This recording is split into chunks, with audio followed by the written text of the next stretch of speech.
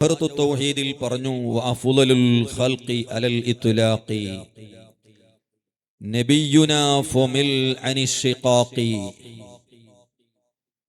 വഅഫ്ളലുൽ ഖൽഖി, പടപ്പുകളെ കൂട്ടത്തിൽ ഏറ്റവും മഹത്വമുള്ളവർ, ഏറ്റവും ശ്രേഷ്ഠമായവർ, അലൽ ഇത്ലാഖി, നിരുപാധികമായി ഒരു ഉപാധിയുമില്ലാതെ ഏതെന്നിലേക്കും ചേർക്കപ്പെട്ടിട്ടോ ആപേക്ഷികമായിട്ടോ അല്ല, നിരുപാധികമായി ലോകത്തുള്ള എല്ലാ മഖ്ലൂഖാത്തുകളിലും ഏറ്റവും ഉന്നതമായ പദവിയും സ്ഥാനവും ഉള്ളത് അത് നബിയുനാ, നമ്മുടെ ഹബീബായ മുത്തു റസൂലുള്ളാഹി സ്വല്ലല്ലാഹു അലൈഹി വസല്ലമ തങ്ങൾക്കാണ്. അതുകൊണ്ട് ഫമിൽ അനിശ്ശിഖാഖ്, ആ വിഷയത്തിൽ നീ തർക്കിക്കുന്നതിനെയോ അല്ലെങ്കിൽ അതിനെ സംബന്ധിച്ച് ചർച്ച നടത്തുന്നതിനെയോ നീ ഒഴിവാക്കണം. ആ വിഷയത്തിൽ ഒരു സംശയത്തിനും ആസ്പദമില്ല. നിരുപാധികമായി തർക്കമില്ലാതെ നിലക്ക് സ്ഥിരപ്പെട്ട കാര്യമാണ് അള്ളാഹുവിന്റെ മഖ്ലൂഖാത്തിന്റെ കൂട്ടത്തിൽ ഏറ്റവും ഉന്നതർ അത് സയ്യിദുനാ മുഹമ്മദ് റസൂലുള്ളാഹി സ്വല്ലല്ലാഹു അലൈഹി വസല്ലം തങ്ങളാണ്. ലോകത്ത് അള്ളാഹു ബഹുമാനിച്ച ഒരുപാട് വസ്തുക്കളുണ്ട്. നമുക്കറിയാം, അള്ളാഹുവിന്റെ ഭവനമാകുന്ന പരിശുദ്ധമായ കഅബ ഷരീഫ്. ആ കഅബ ഷരീഫിന്റെ ബഹുമാനവും മഹത്വവും എല്ലാവർക്കും അറിയാമല്ലോ. എന്നാൽ ആ കഅബനേക്കാളും മഹത്വം അള്ളാഹുവിന്റെ ഹബീബായ മുഹമ്മദ് റസൂലുള്ളാഹി സ്വല്ലല്ലാഹു അലൈഹി വസല്ലം തങ്ങൾക്കാണ്.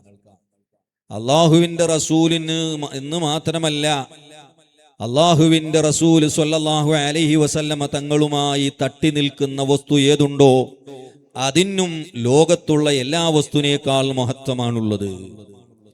പരിശുദ്ധമായ കഅബനേക്കാളും ബഹുമാനം അള്ളാഹുവിന്റെ റസൂലിന്റെ ശരീരം സ്പർശിച്ചു നിൽക്കുന്ന ഏതൊരു വസ്തുവുണ്ടോ ആ വസ്തുവിനാണ് കഅബനേക്കാളും മത്വാഫിനേക്കാളും മസ്ജിദുൽ ഹറാമിനേക്കാളും മസ്ജിദുൻ നബവിനേക്കാളും പോകട്ടെ, ലോകത്ത് ഏതെല്ലാം ബഹുമാനിക്കപ്പെട്ട വസ്തുക്കളുണ്ടോ എല്ലാത്തിനേക്കാളും മഹത്വം അള്ളാഹുവിന്റെ റസൂൽ സ്വല്ലല്ലാഹു അലൈഹി വസല്ലമ തങ്ങളുമായി തട്ടി നിൽക്കുന്ന വസ്തുവിനുണ്ട്.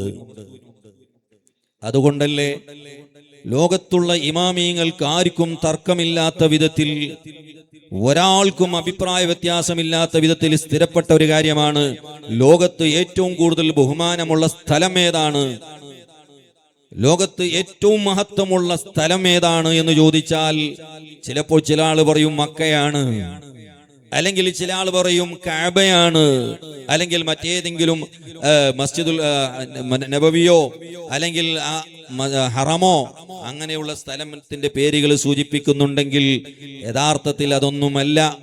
ഈ ലോകത്ത് ഏറ്റവും കൂടുതൽ ബഹുമാനമുള്ള ഒന്നാമത്തെ സ്ഥാനത്ത് നിൽക്കുന്ന സ്ഥലം സയ്യിദുനാ മുഹമ്മദ് റസൂലുള്ളാഹി സ്വല്ലല്ലാഹു അലൈഹി വസല്ലമ തങ്ങളുടെ ഷറഫാക്കപ്പെട്ട ശരീരം അവിടുത്തെ ഖബർ ഷരീഫിന്റെ ഉള്ളിൽ തട്ടി നിൽക്കുന്ന സ്ഥലമുണ്ടല്ലോ, അതിനാണ് കഅബനേക്കാളും ബഹുമാനമുള്ളത്, അതിനാണ് മസ്ജിദുൽ ഹറാമിനേക്കാളും ബഹുമാനമുള്ളത്, അതിന് അർശും കുർസിയിനേക്കാളും ബഹുമാനമുണ്ട്. അതാണ് സയ്യിദുനാ വഹബീബുനാ മുഹമ്മദ് റസൂലുള്ളാഹി സ്വല്ലല്ലാഹു അലൈഹി വസല്ലമ തങ്ങളുടെ മഹത്വം. ഞാൻ ഒരു ചെറിയൊരു ഉദാഹരണം നിങ്ങളുടെ മുന്നിൽ വെക്കുകയാണ്. ഒരു മഹാൻ പാടിയൊരു ബൈത്തുണ്ട്. അലാ റഅസി ഹാദൽ കൗനി നഅലു മുഹമ്മദി അലത്ഫ ജമീഉൽ ഖൽഖി തഹ്ത ളിലാലിഹി ലദത്തൂരി മൂസാ നൂദി യഖ്ലഉ വഅഹ്മദു അലൽ അർശി ലം യുദൻ ബിഖൽഇ നിആലിഹി. ഒരു മഹാനായ പണ്ഡിതൻ പാടുകയാണ്, അലാ റഅസി ഹാദൽ കൗനി, ഈ പ്രപഞ്ചത്തിന്റെ മുകളിലാണ് നഅലു മുഹമ്മദി, ഹബീബായ മുത്തു റസൂലുള്ളാഹി സ്വല്ലല്ലാഹു അലൈഹി വസല്ലമ തങ്ങളുടെ കാലിൽ ധരിച്ച ചെരുപ്പ് അർശിന്റെയും കുർസിയിന്റെയും എല്ലാത്തിന്റെയും മുകളിലാ. അലാ റഅസി ഹാദൽ കൗനി നഅലു മുഹമ്മദി അലത്ഫ ജമീഉൽ ഖൽഖി തഹ്ത ളിലാലിഹി. ലോകത്തുള്ള എല്ലാ വസ്തുക്കളും എല്ലാ പടപ്പുകളും അത് കഅബയും അർശും കുർസിയും അടക്കം അതിന്റെ താഴെയാണ്. കാരണം എന്തുകൊണ്ട്? ലദത്തൂരി മൂസാ നൂദിയ ഖ്ല വ അഹ്മദു അലൽ അർശി ലം യൂദൻ ബിഖൽഇ ആലിഹി. ബഹുമാനപ്പെട്ട കരീമുല്ലാഹി മൂസാ നബി അലൈഹിസ്സലാത്തു വസ്സലാം, ആ മൂസാ നബി അല്ലാഹുമായി മുനാജാത്ത് നടത്താൻ, അല്ലാഹുമായി സംസാരിക്കാൻ, അല്ലാഹുവിന്റെ അടുക്ക് സംസാരിക്കാൻ വേണ്ടി തൂരി സീനാ പർവ്വതത്തിന്റെ അടുക്കലേക്ക് പോകുന്നു. അല്ലാഹുമായി മുനാജാത്ത് നടത്താൻ പോകുമ്പോൾ ആ പരിശുദ്ധമായ ഭൂമിയിലെത്തിയപ്പോൾ അല്ലാഹുവിന്റെ കൽപ്പന വരുന്നു, മൂസാ, ഈ സ്ഥലം പരിശുദ്ധമായ മണ്ണാണ്, പരിശുദ്ധമായ ഭൂമിയാണ്. അതുകൊണ്ട് മൂസാ നബിയെ, നിങ്ങളെ കാലിൽ ധരിച്ച ചെരുപ്പ് ഇവിടെ ചെരുപ്പ് ധരിച്ചുകൊണ്ട് ഈ മണ്ണ് ചവിട്ടാൻ അനുവാദമില്ല. അതുകൊണ്ട് കാലിൽ ധരിച്ച ചെരുപ്പൊന്ന് അഴിച്ചു വെക്കൂ മൂസാ നബിയെ. ഫഖ്ലഅൻ അലൈക്, അങ്ങയുടെ കാലിൽ ധരിച്ച ചെരുപ്പൊന്ന് അഴിച്ചു വെക്കണം, ചെരുപ്പ് ഊരി ഇങ്ങോട്ട് വരണം. അള്ളാഹുവിന്റെ ഓർഡർ വന്നു. മൂസാ നബി അലൈഹി സ്വലാത്തു വസ്സലാമിന് കാലിൽ ധരിച്ച് ചെരുപ്പ് ധരിച്ചുകൊണ്ട് അകത്തേക്ക് അങ്ങോട്ട് പോകാൻ റബ്ബ് പെർമിഷൻ കൊടുത്തില്ല. എന്നാൽ ഹബീബായ മുത്തു റസൂലുള്ളാഹി സ്വല്ലല്ലാഹു അലൈഹി വസല്ലം തങ്ങൾ, ദഅനി തഖദ്ദം യാ ഹബീബി ലാ തഖഫ് അബ്ശിർ തുനാജി റബ്ബകൽ ഖയ്യൂമാ സ്വല്ലു അലൈഹി വസല്ലിമു തസ്ലീമാ. അല്ലാഹുമായി മുനാജാത്ത് നടത്താൻ കഅബന്റെ മുകളിലും കയറി, അല്ലെങ്കിൽ ഒന്നാം ആകാശത്തിന്റെ മുകൾ, രണ്ടാം ആകാശവും 3ഉം 4ഉം 5ഉം 6ഉം 7ഉം കഴിഞ്ഞ് എല്ലാം കഴിഞ്ഞ് അർശും കുർസിയും എല്ലാം കഴിഞ്ഞ് മുകളിൽ പോകുമ്പോൾ അവിടെ പോയിട്ട് പോലും അള്ളാഹുവിന്റെ ഹബീബിന്റെ കാലിൽ ധരിച്ച ചെരുപ്പ് അഴിച്ചു വെക്കാൻ റബ്ബ് നബിയോട് കൽപ്പിച്ചില്ല. മൂസാ നബി അലൈഹി സ്വലാത്തു വസ്സലാം ഭൂമിയിൽ തന്നെ, ഈ ഭൂമിന്റെ മുകളിൽ തന്നെ ഇരിക്കുമ്പോൾ അല്ലാഹുമായി മുനാജാത്ത് നടത്തുമ്പോൾ കാലിൽ ചെരുപ്പ് ധരിക്കാനുള്ള അനുവാദം റബ്ബ് കൊടുത്തിട്ടില്ലെങ്കിൽ ഹബീബായ മുത്തു റസൂലുള്ളാഹി സ്വല്ലല്ലാഹു അലൈഹി വസല്ലം തങ്ങൾ അർശിന്റെയും കുർസിന്റെ മുകളിൽ അങ്ങോട്ട് പോയപ്പോൾ അവിടുത്തെ കാലിൽ ധരിച്ച ചെരുപ്പ് ഊരി വെക്കാനോ അഴിച്ചു വെക്കാനോ റബ്ബ് കൽപ്പിച്ചില്ല. അതാണ് മഹാൻ പാടുന്നത്, അലാ റഅസി ഹാദൽ കൗനി നഅലു മുഹമ്മദി അലത്ഫ ജമീഉൽ ഖൽഖി തഹത ളിലാലിഹി. ഹബീബായ മുത്തു റസൂലുള്ളാഹി സ്വല്ലല്ലാഹു അലൈഹി വസല്ലം തങ്ങൾ എല്ലാറ്റിന്റെയും മുകളിൽ പോയപ്പോൾ പോലും, ആകാശത്തിൽ അങ്ങോട്ട് സിദ്റത്തുൽ മുൻതഹയും കഴിഞ്ഞ് അങ്ങോട്ട് പോയിട്ട് പോലും അവിടുത്തെ കാലിൽ ധരിച്ച ചെരുപ്പ് ഒന്ന് ഊരിവെക്കൂ നബിയേ. ഏത് പരിശുദ്ധമായ സ്ഥലമാണ്, അർശുണ്ട്, കുർസിയുണ്ട്, മറ്റേതുണ്ട് എന്ന് പറഞ്ഞ് അല്ലാഹു അവിടുത്തെ കാലിൽ ധരിച്ച ചെരുപ്പൊന്ന് അഴിച്ചു വെക്കാൻ റബ്ബ് കൽപ്പിച്ചില്ല. അതാണ് വഅഫ്ളലുൽ ഖൽഖി അലൽ ഇത്ലാഖി നബിയുനാ ഫോ മില്ലനി ശിഖാഖി. സുബ്ഹാനല്ലാഹ്. എല്ലാ വിഷയത്തിലും, ഏത് വിഷയത്തിലെടുത്തു നോക്കിയാലും സയ്യിദുനാ മുഹമ്മദ് റസൂലുള്ളാഹി സ്വല്ലല്ലാഹു അലൈഹി വസല്ലമ തങ്ങളുടെ ബഹുമാനവും മഹത്വം നമുക്ക് കാണാൻ കഴിയും. അത് ഈ ചുരുങ്ങിയ അവസരത്തിലൊന്നും വിശദീകരിക്കാൻ നമുക്ക് സാധ്യമല്ല. വേറൊരു ഉദാഹരണം നിങ്ങൾ നോക്ക്. പരിശുദ്ധമായ ഖുർആൻ 25ഓളം പ്രവാചകന്മാരുടെ ചരിത്രം പറയുന്നുണ്ട്. ഈ പ്രവാചകന്മാർ അവരുടെ കാലയളവിൽ ഇസ്ലാമിക പ്രബോധനം നടത്തുമ്പോൾ അവർക്ക് ആ കാലഘട്ടത്തിൽ ധാരാളം ശത്രുക്കൾ ഉണ്ടായിരുന്നു, മുശ്രിക്കുകൾ, കുഫാറുകൾ ഉണ്ടായിരുന്നു. ആ മുശ്രിക്കുകൾ ഓരോ നബിമാർക്കെതിരെ അപവാദങ്ങളും ആക്ഷേപങ്ങളും അയച്ചു വിട്ടിട്ടുണ്ട്. ധാരാളം ആക്ഷേപങ്ങൾ അവർ പറഞ്ഞിട്ടുണ്ട്, ഉന്നയിച്ചിട്ടുണ്ട്. അതിനെല്ലാം ഉദാഹരണത്തിന് നൂഹ് നബി അലൈഹി സ്വലാത്തു വസ്സലാമിന് എതിരെ ധാരാളം ആരോപണങ്ങൾ വന്നു, ധാരാളം ആക്ഷേപങ്ങൾ വന്നു. ആക്ഷേപങ്ങൾ വരാത്ത ഒരു നബിയും ഈ ലോകത്ത് കഴിഞ്ഞു പോയിട്ടില്ല. എല്ലാ നബിമാർക്കെതിരെ ആക്ഷേപങ്ങളും അപവാദങ്ങളും ആരോപണങ്ങളും ഉന്നയിക്കപ്പെട്ടിട്ടുണ്ട്. പക്ഷെ ആ സമയത്തെല്ലാം ആ ശത്രുക്കൾക്ക് അവർ തന്നെ മറുപടി കൊടുത്തിട്ടുണ്ട്. മൂസാ നബി അലൈഹി സ്വലാത്തു വസ്സലാമിനെതിരെ ആരോപണങ്ങൾ വന്നപ്പോ മൂസാ നബി അതിനെതിരെ പ്രതികരിച്ചിട്ടുണ്ട്. നൂഹ് നബി അലൈഹി സ്വലാത്തു വസ്സലാമിനെതിരെ ആരോപണങ്ങൾ വന്നപ്പോൾ നൂഹ് നബി അലൈഹി സ്വലാത്തു വസ്സലാം അതിന് മറുപടിയായി പ്രതികരിച്ചിട്ടുണ്ട്. എന്നാൽ ഹബീബായ റസൂലുള്ളാഹി സ്വല്ലല്ലാഹു അലൈഹി വസല്ലമ തങ്ങളോ ആ നബി തങ്ങൾക്കെതിരെയും അപവാദങ്ങളും ആരോപണങ്ങളും ആക്ഷേപങ്ങളും വന്നിട്ടുണ്ട്. പക്ഷേ അള്ളാഹുവിന്റെ റസൂല് മറ്റു പ്രവാചകന്മാരിൽ നിന്ന് വ്യത്യസ്തമാണ്.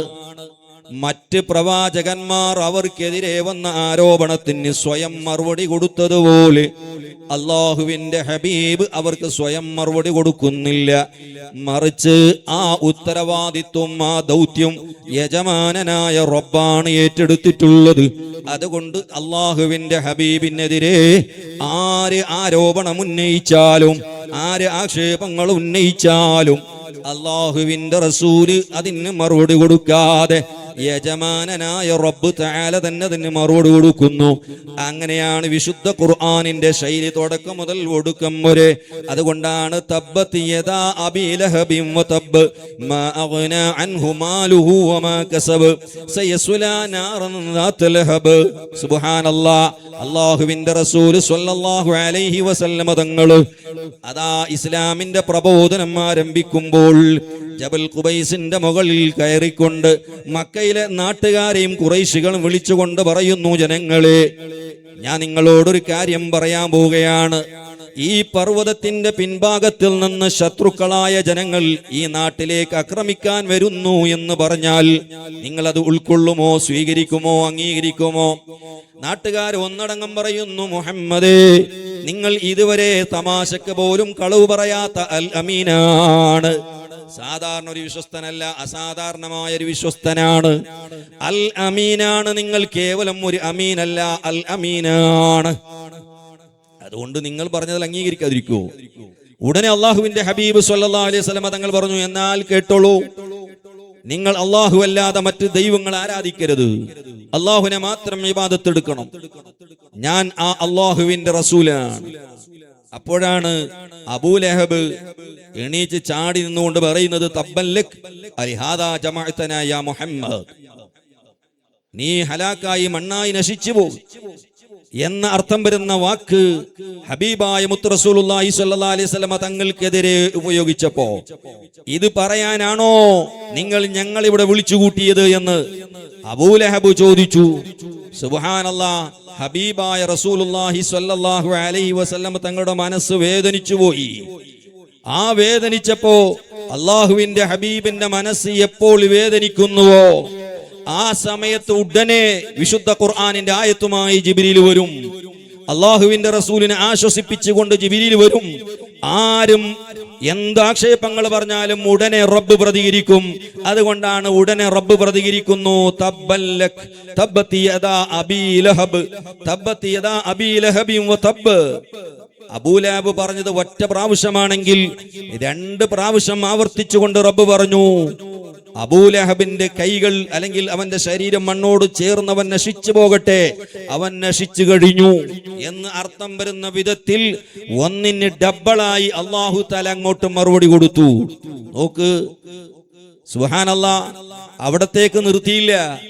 അവിടെ നിർത്താതെ ഉടനെ റബ്ബ് പറയുന്നു, സയസ്ലാ നാറൻ ദാത ലഹബ്. അന്ന് തന്നെ അള്ളാഹു പ്രഖ്യാപിക്കുകയാ.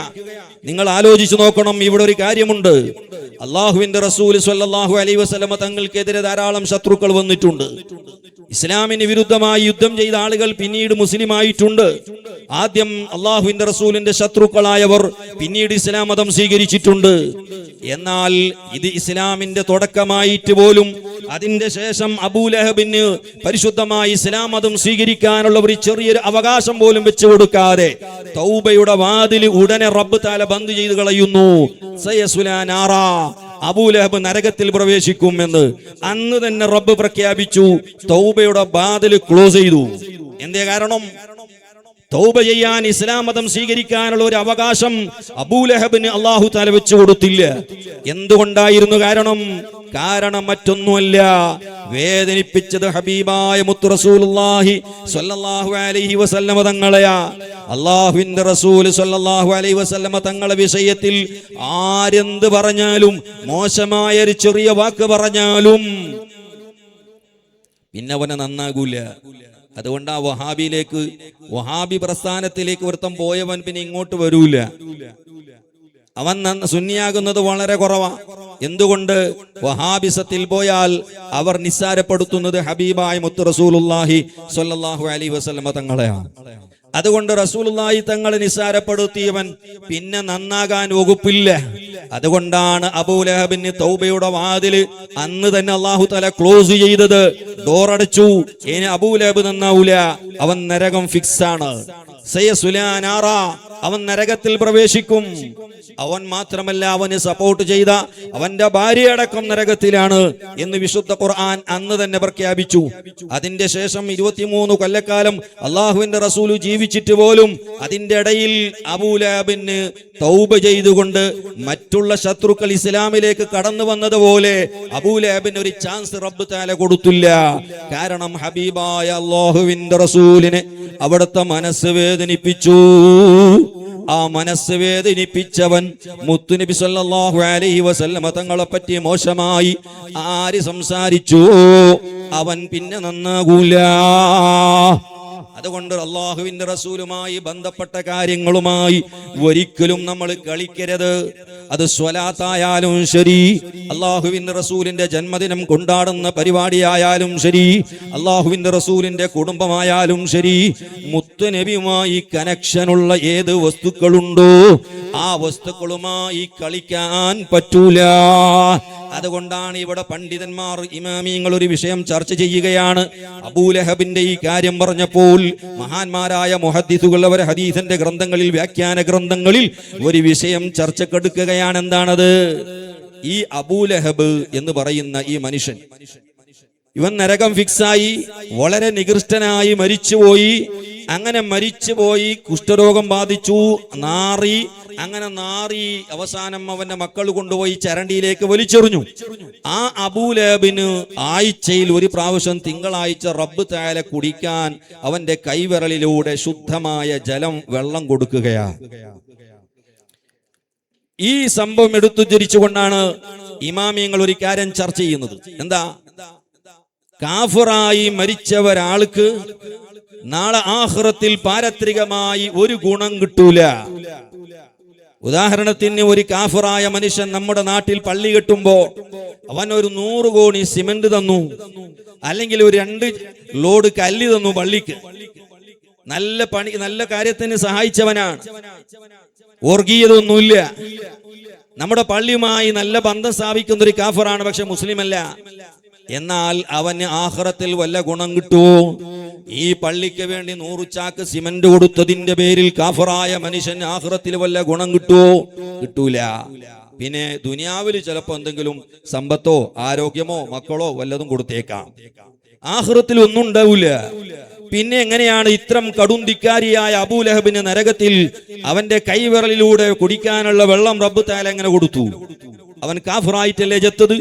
അള്ളാഹുവിന്റെ റസൂലിന്റെ കടും ശത്രുവായ, ധിക്കാരിയായ, അള്ളാഹുവിന്റെ ശാപത്തിന് വിധേയനായ മനുഷ്യൻ അവൻ എങ്ങനെയാണ് തിങ്കളാഴ്ച ദിവസം റബ്ബ് തആല നരകത്തിൽ വെള്ളം കൊടുക്കുന്നത്? അവിടെയാണ് മഹാന്മാർ അതിന് പറയുന്ന മറുപടി എന്താണറിയോ? ഇമാം ഹാഫിദ് ഇബ്നു ഹജർ അസ്ഖലാനി ഫത്ഹുൽ ബാരിയിൽ രേഖപ്പെടുത്തുന്നുണ്ട്. ഇമാം ബദ്റുദ്ദീൻ അൽ ഐനി ഉംദത്തുൽ ഖാരിയിൽ രേഖപ്പെടുത്തുന്നുണ്ട്. അതിന്റെ കാരണം എന്താ? അവൻ അതാ അല്ലാഹുവിന്റെ റസൂൽ ജനിച്ച ദിവസം, മുത്ത് റസൂലുള്ളാഹി സ്വല്ലല്ലാഹു അലൈഹി വസല്ലമ തങ്ങൾ ജനിച്ച ദിവസം സന്തോഷിച്ചുകൊണ്ട് അവന്റെ വെള്ളാട്ടിയായിരുന്ന സുവൈബത്ത് എന്ന് പറയുന്ന സ്ത്രീയെ അവൻ ഇത്ഖ് ചൊല്ലി സ്വതന്ത്രളാക്കി വിട്ടിട്ടുണ്ട്. അതുകൊണ്ട് അക്കാര്യം മുത്ത് റസൂലുള്ളാഹി തങ്ങളുമായി ബന്ധപ്പെട്ട കാര്യമാണ്. കേവലം ഒരു ഇത്ഖ് മാത്രമല്ല. ആ ഇത്ഖ് ചെല്ലാനുള്ള കാരണം എന്താണ്? അത് ഹബീബായ മുത്ത് റസൂലുള്ളാഹി സ്വല്ലല്ലാഹു അലൈഹി വസല്ലമ തങ്ങളുമായി ബന്ധപ്പെട്ടതാണല്ലോ. നബിയുടെ ജന്മത്തിനോട് സന്തോഷിച്ചുകൊണ്ടാണല്ലോ ചെയ്തത്. അതുകൊണ്ട് തന്നെ കാഫിരീങ്ങൾ ചെയ്ത ഏത് സൽക്കർമ്മത്തിനും ആഖിറത്തിൽ ഉപകാരം കിട്ടുന്നില്ലെങ്കിൽ അള്ളാഹുവിന്റെ റസൂലുമായി ബന്ധപ്പെട്ട കാര്യമാണോ അതിന് ആഖിറത്തിൽ അല്ലാഹു തആല അതിന് പ്രതിഫലം കൊടുക്കുന്നതാണ്. സുബ്ഹാനല്ലാഹ്. അതാണ് മുഹബീബായ മുത്ത് റസൂലുള്ളാഹി സ്വല്ലല്ലാഹു അലൈഹി വസല്ലമ തങ്ങൾ വഅഫ്ളലുൽ ഖൽഖി അലൽ ഇത്ലാഖി നബിയുനാ ഫു മില്ലനി ശീഖാഖി. ഹബീബായ റസൂലുള്ളാഹി സ്വല്ലല്ലാഹു അലൈഹി വസല്ലമ തങ്ങളുമായി ബന്ധപ്പെട്ട് കിടക്കുന്ന ഏത് കാര്യത്തിനും അതിന് ബഹുമാനമുണ്ട്, അതിന് മഹത്വമുണ്ട്. അതുകൊണ്ടാണ് ഞാൻ പറഞ്ഞത് അള്ളാന്റെ റസൂലുമായി ബന്ധപ്പെട്ട് കിടക്കുന്ന ഏത് കാര്യമായാലും. ചില ആളുകൾ നിസ്കാരത്തിന്റെ ശേഷം 3 സ്വലാത്ത് ചൊല്ലുമ്പോൾ ഇതിനെ ശബ്ദിക്കുന്നവരുണ്ട്, അവിടെ പല മസലകളുമായി വരുന്നവരുണ്ട്, ഫിഖ്ഹിന്റെ കിതാബിൽ ഉണ്ടോ എന്ന് ചോദിക്കുന്നവരുണ്ട്. ഞാൻ പറയട്ടെ, അള്ളാഹുവിന്റെ റസൂലുമായി ബന്ധപ്പെട്ട കാര്യമാണോ അതിനെ ചോദ്യം ചെയ്യാൻ നിൽക്കണ്ട, അതിനെ വിമർശിക്കാൻ നിൽക്കണ്ട. അള്ളാഹുവിന്റെ റസൂല് സ്വല്ലല്ലാഹു അലൈഹി വസല്ലമ തങ്ങളുമായി ബന്ധപ്പെട്ട് കിടക്കുന്ന ഏതൊരു കാര്യത്തിനും അതിന് ബഹുമാനമുണ്ട്, അള്ളാഹുവിന്റെ അടുക്കൽ മഹത്വമുണ്ട്. അതിനെ ചോദിച്ചവർ അള്ളാഹുവിന്റെ റസൂലിന്റെ ശാപത്തിന് വിധേയമാകും. അതുകൊണ്ട് പ്രിയമുള്ളവരെ, ഞാൻ പറഞ്ഞു വന്നത് ലഖദ് ജാഅകും റസൂലും മിൻ അൻഫുസികും അസീസുൻ അലൈഹി മാ അനിതും ഹരീസുൻ അലൈക്കും ബിൽ മുഅ്മിനീന റഊഫുർ റഹീം. ലഖദ് ജാഅകും റസൂലുൻ, നിശ്ചയമായും നിങ്ങൾക്ക് മഹോന്നതനായ ഒരു പ്രവാചകൻ വന്നിട്ടുണ്ട്. മുതഅല്ലിമീങ്ങള്, പ്രിയപ്പെട്ട മുതഅല്ലിമീങ്ങളെ ശ്രദ്ധിക്കാൻ വേണ്ടിയിട്ടാണ് ഞാൻ ഒരു കാര്യം പറയുന്നത്. ലഖദ് ജാഅകും റസൂലുൻ എന്ന ആയത്തിന് അർത്ഥം വെക്കുമ്പോ നിശ്ചയമായും നിങ്ങൾക്ക് വന്നിരിക്കുന്നു റസൂലുൻ, ഒരു പ്രവാചകൻ എന്ന് സാധാരണ ചില ആളുകൾ അർത്ഥം പറയാറുണ്ട്. അത് തെറ്റാണ്. റസൂലുൻ എന്നതിന്റെ തൻവീന് തഅലീമിന്റെ തൻവീന. മുഖ്തസറുൻ നഫായിസ് ഓതിയ കുട്ടികൾക്ക് അറിയാലോ. അതുകൊണ്ട് ലഖദ് ജാഅകും റസൂലുൻ എന്നതിന്റെ അർത്ഥം അത്യുന്നതനായ മഹോന്നതനായ ഒരു പ്രവാചകൻ നിങ്ങൾക്ക് വന്നിരിക്കുന്നു എന്നാണ് അതിന്റെ മാന. ഒരു റസൂല് വന്നു എന്നല്ല, ഒരു മഹോന്നതനായ അത്യുന്നതനായ വളരെ ബഹുമാനമുള്ള ഒരു പ്രവാചകൻ നിങ്ങൾക്ക് വന്നിരിക്കുന്നു. ആ പ്രവാചകന്റെ സവിശേഷതകൾ എന്താണ്? അസീസുൻ അലൈഹി മാ അനിതും, നിങ്ങളുടെ ജീവിതത്തിൽ വല്ല ക്ലേശങ്ങളോ പ്രയാസങ്ങളോ ബുദ്ധിമുട്ടുകളോ നിങ്ങൾക്ക് വരുന്നു എങ്കിൽ അതിൽ വളരെ കൂടുതൽ വേദനിക്കുന്ന ആളാണ്, വളരെ കൂടുതൽ സങ്കടപ്പെടുന്ന നേതാവാണ് അഷ്റഫുൽ ഖൽഖ് സയ്യിദുനാ മുഹമ്മദുർ റസൂലുള്ളാഹി സ്വല്ലല്ലാഹു അലൈഹി വസല്ലം തങ്ങൾ. ഏത് പ്രയാസം വന്നാലും അതിൽ ബാപ്പാനേക്കാളും ഉമ്മാനേക്കാളും കൂടുതൽ സങ്കടപ്പെടുന്ന ആള് അള്ളാഹുവിന്റെ റസൂലാ. സുബ്ഹാനല്ലാഹ്. ഞാൻ നീട്ടി സംസാരിക്കാൻ സമയമില്ല. ബുർദയുടെ വ്യാഖ്യാന ഗ്രന്ഥമാകുന്ന ഖർബൂത്തി എന്ന് പറയുന്ന ഒരു വ്യാഖ്യാന ഗ്രന്ഥമുണ്ട്. അതിൽ ഒരു സ്ഥലത്ത് പറയുന്നു, ഈ ഖർബൂത്തി എന്ന് പറയുന്ന വ്യാഖ്യാനം എഴുതിയ മുസന്നിഫിന്റെ ഉസ്താദ്, അദ്ദേഹത്തിന്റെ ഭാര്യയ്ക്ക് ഒരു അസുഖമാണ്. എന്താണ് അസുഖം? സ്വന്തം ഉസ്താദിന്റെ ഒരു അനുഭവമാണ് ശിഷ്യൻ അദ്ദേഹത്തിന്റെ ഗ്രന്ഥത്തിൽ രേഖപ്പെടുത്തുന്നത്. ഭാര്യയ്ക്ക് രാവിലെയും വൈകുന്നേരവും എന്തോ ഒരു ശൈത്താനെ ഇളകിയതുപോലെ ഒച്ചയിടുന്ന ഒരു രോഗം. രാവിലെയും വൈകുന്നേരമാകുമ്പോൾ ഭയങ്കര ഒച്ചയിടും. അയൽവാസികളാകെ ഇടങ്ങേറായി പോകും. അങ്ങനെയുള്ള ഒരു ശബ്ദമാണ്. അങ്ങനെ അദ്ദേഹം ഒരുപാട് ചികിത്സകൾ നടത്തി, ഒരുപാട് ഡോക്ടർമാരെ കണ്ടു. പക്ഷേ എവിടെ ചികിത്സിച്ചിട്ടും രോഗം ശമനമാകുന്നില്ല. അവസാനം മഹാനവറുകൾ ഖർബൂത്തി എന്ന് പറയുന്ന ആ വ്യാഖ്യാന ഗ്രന്ഥത്തിന്റെ മുസന്നിഫ് പറയാണ്, എന്റെ ഉസ്താദ് എന്ത് ചെയ്തു? എന്നോട് പറഞ്ഞു, മോനെ ഇനി ഒരു കത്ത് എഴുതണം. എന്താണ് ആ കത്ത്? ആരിക്കാണ് കത്ത്? കത്ത് വേറെ ആർക്കുമല്ല, ഇലാ റസൂലില്ലാഹി സ്വല്ലല്ലാഹു അലൈഹി വസല്ലം, അള്ളാഹുവിന്റെ റസൂലിലേക്കുള്ള കത്താണ് എഴുതാൻ വേണ്ടി പറയുന്നത് എന്നോട്. ഞാൻ കത്തെഴുതി ഇലാ ഹളറത്തി റസൂലില്ലാഹ്, അള്ളാഹുവിന്റെ റസൂലിലേക്കാണ് കത്ത്. എന്താണ് കത്തിലുള്ളത്? എന്റെ ഉസ്താദിന്റെ ഭാര്യയ്ക്ക് ഇന്ന അസുഖമുണ്ട്, ഈ അസുഖത്തിന് ഒരുപാട് ചികിത്സകൾ നടത്തി, സുഖമായില്ല. അതുകൊണ്ട് ഓ ഹബീബായ തങ്ങളെ, എന്റെ ഉസ്താദിന്റെ ഭാര്യയുടെ രോഗം നിങ്ങളൊന്ന് മാറ്റിത്തരണേ നബിയേ. ഒരു കത്ത് എഴുതുകയാണ്. അങ്ങനെ ഈ കത്ത് ആരെല്ലാ കൊടുത്തറിയോ? ഹജ്ജിന് പോകുന്ന ഒരു കൂട്ടരോട് ഈ കത്ത് കൊടുത്തിട്ട് പറഞ്ഞു, ഈ കത്ത് കൊണ്ടുപോയി നിങ്ങൾ മദീനയിലെത്തിയാൽ ആ ഹുജറത്തു ഷരീഫിന്റെ കൊണ്ടുപോയി അവിടെ അതിന് കൊളുത്തണമെന്ന് പറഞ്ഞു. അങ്ങനെ അവർ പോയി ആ കത്തുമായി.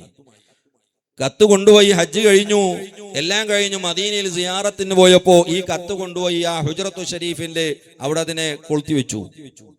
ഈ കത്ത് അദ്ദേഹം പറയുന്നു, ഞങ്ങള് ആ ദിവസം കണക്കാക്കി എണ്ണി നോക്കി, എപ്പോഴാണോ ആ കത്ത് അവിടെ എത്തിയത് അന്ന് മുതൽക്ക് എന്റെ ഉസ്താദിന്റെ ഭാര്യയുടെ അസുഖം ഇല്ല, മാറിപ്പോയി. സുബ്ഹാനല്ലാഹ്. അതാണ് ഹബീബായ മുഹമ്മദ് റസൂലുള്ളാഹി സ്വല്ലല്ലാഹു അലൈഹി വസല്ലം തങ്ങൾ എല്ലാത്തിനും പരിഹാരം നൽകുന്ന ഹബീബാണ്. ഹബീബുനാ വ സയ്യിദുനാ മുഹമ്മദുർ റസൂലുള്ളാഹി സ്വല്ലല്ലാഹു അലൈഹി വസല്ലം ഹുവൽ ഹബീബുല്ലദി തുർജാ ശഫാഅതുഹു ലികുല്ലി ഹൗലിൻ മിനൽ അഹ്വാലി മുഖ്തഹമി മൗലായ സ്വല്ലി വസല്ലി.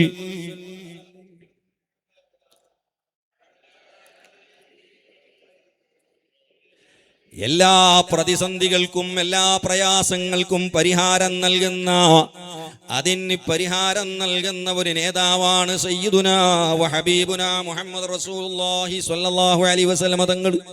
എത്ര ചരിത്രങ്ങളാണ് അല്ലാഹുവിന്റെ റസൂലിനെ കൊണ്ട് പരിഹാരം കിട്ടിയത്. ഒന്നോ രണ്ടോ അല്ല, 100 കണക്കിലെ സംഭവങ്ങളുണ്ട്. പക്ഷെ ഇതിന്റെ വേദി അതല്ലാത്തത് കൊണ്ട് ഞാൻ അതിലേക്കൊന്നും കടക്കുന്നില്ല.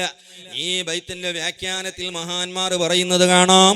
ഈ ബൈത്ത് ഒരാള് പോയി മദീനത്ത് ഹുജ്റത്തു ഷരീഫിന്റെ തൊട്ടടുത്തിരുന്നു കൊണ്ട് 1001 പ്രാവശ്യം ഇതിനെ ചൊല്ലിയാൽ, ഏത് ഹുവൽ ഹബീബുല്ലദീ തുർജാ ശഫാഅതുഹു ലികുല്ലി ഹൗലിൻ മിനൽ അഹ്വാലി മുഖ്തഹമി. ഈ പാട്ട് 1001 പ്രാവശ്യം ഒരുത്തൻ അവിടെ പോയി പാടിയാൽ അവന് തീരാത്ത പ്രശ്നങ്ങളില്ല, സുഖമാകാത്ത രോഗങ്ങളില്ല. എല്ലാത്തിനും ഒരു പരിഹാരമായി മഹാന്മാരായ പണ്ഡിതന്മാർ പഠിപ്പിച്ചു. 1001 പ്രാവശ്യം മദീനത്ത് പോയി ബൈത്ത് ചൊല്ലുക. അതാണ് സയ്യിദുനാ വ ഹബീബുനാ മുഹമ്മദ് റസൂലുള്ളാഹി സ്വല്ലല്ലാഹു അലൈഹി വസല്ലം തങ്ങൾ. അസീസുൻ അലൈഹി മാ അനിതും ഹരീസുൻ അലൈക്കും ബിൽ മുഅ്മിനീന റഊഫുർ റഹീം. ഈ ലോകത്തുള്ള എല്ലാ മുഅ്മിനീങ്ങളോടും എല്ലാവരോടും വളരെ അങ്ങേയറ്റത്തെ കരുണയുള്ള നബിയാണ്, റഹ്മത്തുള്ള നബിയാണ്, നീതി കാണിക്കുന്ന നബിയാണ് സയ്യിദുനാ വ ഹബീബുനാ മുഹമ്മദ് റസൂലുള്ളാഹി സ്വല്ലല്ലാഹു അലൈഹി വസല്ലം തങ്ങൾ. ഞാൻ ചുരുക്കുകയാണ്. അള്ളാഹുവിന്റെ റസൂലിന്റെ നീതി നമുക്കറിയാമല്ലോ. എല്ലാ വെള്ളിയാഴ്ച ദിവസം ജുമാ ഖുതുബയിൽ കേൾപ്പിക്കുന്ന ഒരു ആയത്തുണ്ടല്ലോ, ഇന്നല്ലാഹ യഅ്മുറു ബിൽ അദ്ലി വൽ ഇഹ്സാൻ. അള്ളാഹു നീതി കൊണ്ട് കൽപ്പിക്കുന്നു. വിശുദ്ധ ഖുർആനിന്റെ വാക്യമാണ്. എന്നാൽ ആ നീതി അള്ളാഹുവിന്റെ റസൂൽ എത്രത്തോളം നടപ്പിൽ വരുത്തി എന്ന് പറഞ്ഞാൽ, ലോകത്ത് ഒരു ഉദാഹരണം പോലും അള്ളാഹുവിന്റെ റസൂലിനോട് സമാനമായി മറ്റൊരു നേതാവിന്റെ ജീവിതത്തിൽ നിന്ന് കാണിക്കാൻ കഴിയില്ല. അള്ളാഹുവിന്റെ റസൂല് കാണിച്ച നീതിയുടെ ആ നീതിയോട് സമാനമായ ഒരു ചെറിയൊരു കാര്യം പോലും ലോകത്ത് ഒരു നേതാവിനും കാണിക്കാൻ കഴിയില്ല. എന്തുകൊണ്ട്? നിങ്ങൾ ആലോചിച്ച് നോക്ക്. നമ്മളൊക്കെ എല്ലാവർക്കും അറിയുന്ന കാര്യമുണ്ട്. എന്ത്? മുടിയെടുക്കുമ്പോൾ, തലമുടിയെടുക്കുമ്പോൾ ഒന്നിരിക്കലോ എല്ലാ ഭാഗങ്ങളും ഒരുപോലെ എടുക്കണം, അല്ലേ? ഒരു ഭാഗത്ത് നിന്ന് ഒരൽപ്പം അധികവും വേറൊരു ഭാഗത്ത് നിന്ന് കുറച്ചും അങ്ങനെ എടുക്കരുത്, അല്ലെ? ഇപ്പൊ ഒരു കട്ടുണ്ടല്ലോ, ഇങ്ങനെ സൈഡിൽ നിന്ന് കൂടുതൽ വെട്ടി മുകളിൽ കൂടുതൽ വെക്കുന്ന, അതിനെന്തൊരു പേരുണ്ട്, എനിക്കറിയില്ല. അങ്ങനെ ഒരു കട്ടുണ്ട്. എന്നാൽ ഇത് പാടില്ല. അതുപോലത്തെ ഏത് കട്ടാണെങ്കിലും ഒരു ഭാഗത്ത് അധികവും മറ്റൊരു ഭാഗത്ത് കുറവും അങ്ങനെ ചെയ്യരുത്. എന്താണ് അതിന്റെ കാരണം? അള്ളാഹുവിന്റെ റസൂൽ അത് വിരോധിക്കാനുള്ള കാരണം, അത് നീതിക്ക് വിരുദ്ധമാണ്, റഹ്മത്തിന് വിരുദ്ധമാണ്. കാരണം മനുഷ്യന്റെ ശരീരത്തിലേക്ക് സൂര്യന്റെ വെയിലടിക്കുമ്പോൾ കൂടുതൽ മൂടി വെട്ടിയ സ്ഥലത്തിലേക്ക് കൂടുതൽ സൂര്യന്റെ പ്രകാശങ്ങൾ അടിക്കും മറ്റേ സ്ഥലത്തിനേക്കാൾ. അതുകൊണ്ട് തന്നെ അവന്റെ ശരീരത്തോട് കാണിക്കുന്ന അക്രമമാണത്, അനീതിയാണ്. അതുകൊണ്ടത് ചെയ്യരുത്. നിങ്ങൾ ആലോചിച്ച് നോക്ക്. ഒരു മനുഷ്യൻ അവന്റെ സ്വന്തം ശരീരത്തോട് പോലും നീതി പുലർത്തണമെന്ന് പഠിപ്പിച്ചു. ഇതുപോലെ കാലിൽ ചെരുപ്പ് ധരിക്കുമ്പോൾ ഒരു ചെരുപ്പ്, നിങ്ങൾ രണ്ട് ചെരുപ്പ് ധരിക്കുകയാണെങ്കിൽ 2 കാലിലേക്കും ചെരുപ്പ് ധരിക്കണം. ഒരു കാലിൽ ചെരുപ്പ് ധരിക്കരുത് എന്ന് അള്ളാഹുവിന്റെ റസൂല് പഠിപ്പിച്ചു. എന്തേ കാരണം? അത് ഒരു കാലിനോട് കാണിക്കുന്ന അനീതിയാണ്. ഒരു കാലിനോട് കാണിക്കുന്ന അനീതിയാണ്, റഹ്മത്തിനെതിരാ. അതുകൊണ്ട് രണ്ടിനോടും ഒരുപോലെ കരുണ കാണിക്കണം, രണ്ടിനോടും ഒരുപോലെ നീതി പുലർത്തണം. ഇങ്ങനെ ലോകത്ത് ഏതെങ്കിലും നേതാവ് പഠിപ്പിച്ചിട്ടുണ്ടോ? പോകട്ടെ, മറ്റൊരു ഹദീസിൽ കാണാം, ഇമാം അബൂ ദാവൂദ് റിപ്പോർട്ട് ചെയ്ത ഹദീസിൽ, നമ്മളൊക്കെ പലപ്പോഴും ശ്രദ്ധിക്കാത്ത ഒരു കാര്യമാണ്. എവിടെങ്കിലും ബസ് സ്റ്റോപ്പിൽ ഒരു ബസ് ഇങ്ങനെ നമ്മൾ കാത്തു നിൽക്കുകയാണ്. ആ നിൽക്കുന്ന സമയത്ത് എവിടെങ്കിലും തണല് നമ്മൾ നിഴല് കിട്ടുന്നുണ്ടോ എന്ന് നോക്കും, അല്ലേ, ഉച്ച സമയത്ത്. അപ്പോ ചിലപ്പോ നമ്മുടെ ശരീരത്തിന്റെ ഒരു ഭാഗം സൂര്യന്റെ വെയിലത്തായിരിക്കും, ഒരു ഭാഗം തണലിലായിരിക്കും, നിഴലിലായിരിക്കും. അള്ളാന്റെ റസൂല് പറഞ്ഞു, നിങ്ങൾ വെയിലത്ത് നിൽക്കുകയാണെങ്കിൽ പൂർണ്ണമായി ഒന്നിരിക്കലോ നിങ്ങൾ വെയിലത്ത് നിൽക്കണം, അല്ലെങ്കിൽ പൂർണ്ണമായി നിഴലിൽ നിൽക്കണം. ഒരു ഭാഗം ശരീരത്തിന്റെ ചില ഭാഗം നിഴലിലും മറ്റേ ഭാഗം വെയിലത്തും നിൽക്കരുത്, പാടില്ല. അള്ളാഹുവിന്റെ റസൂല് വിരോധിച്ചു. എന്തായിരുന്നു കാരണം? അത് ശരീരത്തിനോട്, ശരീരഭാഗങ്ങളോട് കാണിക്കുന്ന അനീതിയാണ്, അവന്റെ ശരീരത്തോട് കാണിക്കുന്ന റഹ്മത്തിനെതിരാണ്, കരുണയ്ക്ക് വിരുദ്ധമാണ്. അതുകൊണ്ട് നിങ്ങൾ നിൽക്കുകയാണെങ്കിൽ പൂർണ്ണമായി നിഴലിൽ നിൽക്കണം. ശരീരത്തിന്റെ ഒരു ഭാഗത്തിലേക്ക്, ചില ഭാഗങ്ങളിലേക്ക് നിഴലും മറ്റു ഭാഗത്തിലേക്ക് വെയിലും, അങ്ങനെ ഉണ്ടാകരുത്, പാടില്ലെന്ന് മുഹമ്മദ് റസൂലുള്ളാഹി സ്വല്ലല്ലാഹു അലൈഹി വസല്ലമ തങ്ങൾ പറഞ്ഞു. നിങ്ങൾ ആലോചിച്ച് നോക്ക്, ഇത്രമാത്രം നീതിയും കരുണയും കാണിച്ച ഒരു നേതാവിനെ ഈ ലോകത്ത് ആർക്കാ കാണിക്കാൻ കഴിയുക? ആർക്കാണ് സാധിക്കുന്നത്? എന്റെ പ്രിയപ്പെട്ട കൂട്ടരെ, ലോകത്ത് ആർക്കെങ്കിലും കാണിക്കാൻ കഴിയോ? ഇവന്റെ സ്വന്തം ശരീരത്തോട് പോലും നീതി പുലർത്തണമെന്ന് പഠിപ്പിച്ചു. അനീതി കാണിക്കരുത്. നിങ്ങളുടെ മക്കളെ നിങ്ങൾ ചുംബിക്കുകയാണെങ്കിൽ, മക്കളെ മുന്നിൽ ഒരു കുട്ടിയെ ചുംബിക്കുകയാണെങ്കിൽ എല്ലാ മക്കളെയും ചുംബിക്കണം. ഒരു മകനെ ചുംബിച്ച് മറ്റൊരു കുട്ടികളെ ചുംബിക്കാതിരിക്കരുത്. എന്താ കാരണം? മറ്റു മക്കളോട് കാണിക്കുന്ന അനീതിയാണത്. സുബ്ഹാനല്ലാഹ്.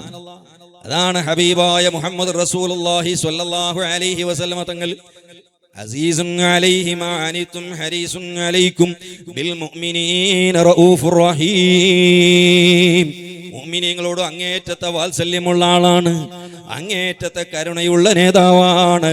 സയ്യിദുനാ വ ഹബീബുനാ മുഹമ്മദുർ റസൂലുള്ളാഹി സല്ലല്ലാഹു അലൈഹി വസല്ലമ തങ്ങൾ. ഞാൻ നീട്ടിക്കൊണ്ടുപോകുന്നില്ല, ഞാൻ ചുരുക്കുകയാണ്. നമ്മുടെ സംഘാടകർ നിശ്ചയിച്ച സമയം ചിലപ്പോ കടന്നിട്ടുണ്ടാകും, അതുകൊണ്ട് ദീർഘമായി പോയിട്ടുണ്ടെങ്കിൽ ക്ഷമിക്കുക.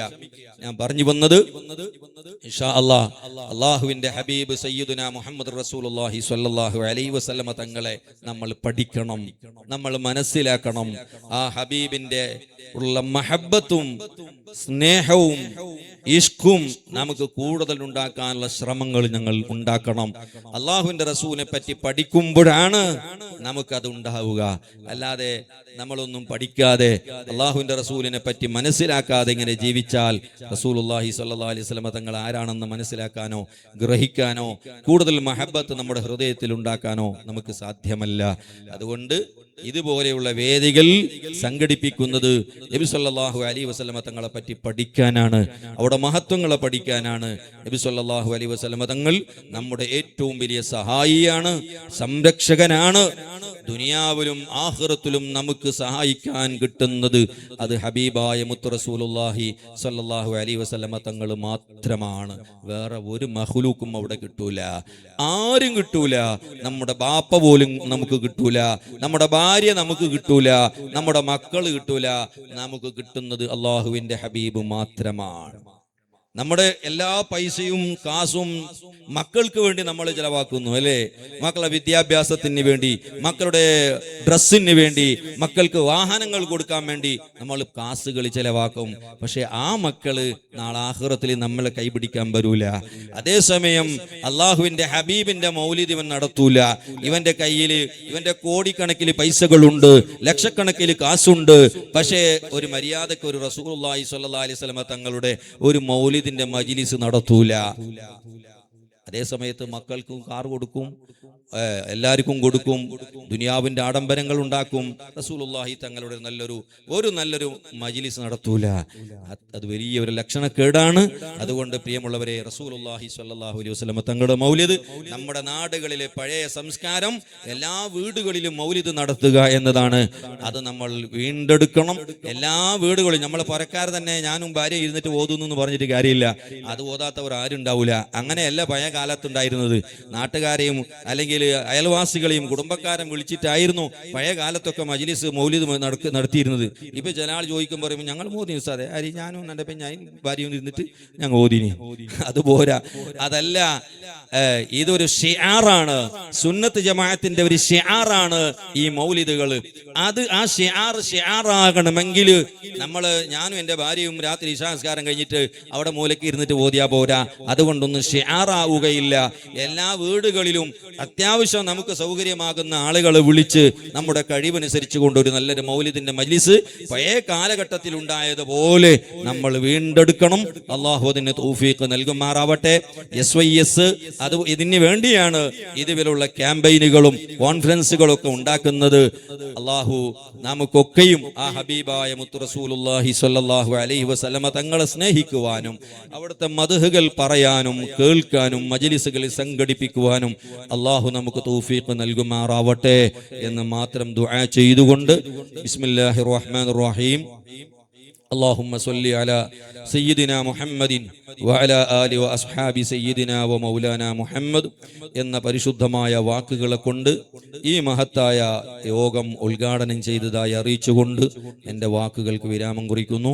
വആഖിറു ദഅവാനാ അൽഹംദുലില്ലാഹി റബ്ബിൽ ആലമീൻ. അസ്സലാമു അലൈക്കും വറഹ്മത്തുള്ളാഹി തആല വബറകാതുഹു.